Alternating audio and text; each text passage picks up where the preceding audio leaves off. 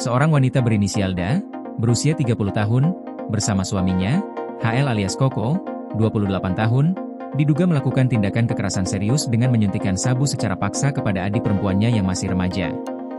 Kejadian ini menimbulkan keprihatinan karena melibatkan anggota keluarga sendiri sebagai pelaku, sementara korban adalah anak di bawah umur yang seharusnya dilindungi dari bahaya narkotika. Kapolres Malang, AKBP Danang Setio PS Soekarno, menyampaikan bahwa motif pelaku berawal dari dendam pribadi terhadap orang tua.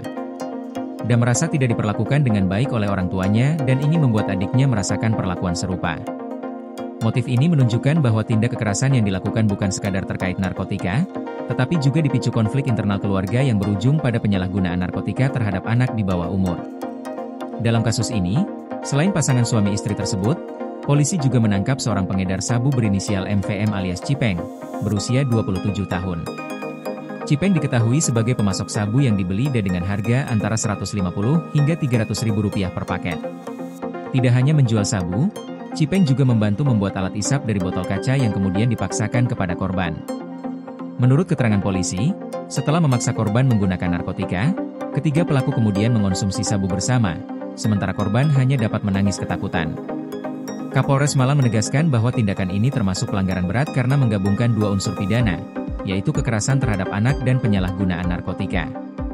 Ketiga tersangka akan dijerat dengan Undang-Undang Perlindungan Anak dan Undang-Undang Narkotika, dengan ancaman hukuman penjara seumur hidup atau maksimal 20 tahun.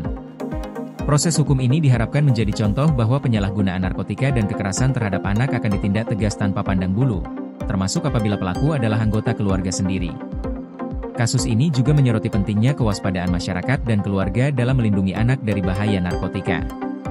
Penyalahgunaan narkotika di lingkungan rumah tangga menjadi tantangan serius karena bisa terjadi secara tersembunyi. Aparat kepolisian menekankan perlunya kesadaran orang tua dan anggota keluarga lain untuk mendeteksi tanda-tanda penyalahgunaan narkotika dan segera melaporkannya agar tindakan kekerasan terhadap anak dapat dicegah sejak dini.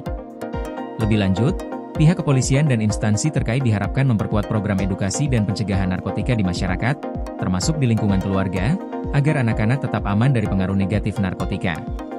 Penegakan hukum yang tegas, dikombinasikan dengan upaya pencegahan, diyakini mampu menekan risiko penyalahgunaan narkotika, terutama terhadap anak-anak yang menjadi kelompok paling rentan.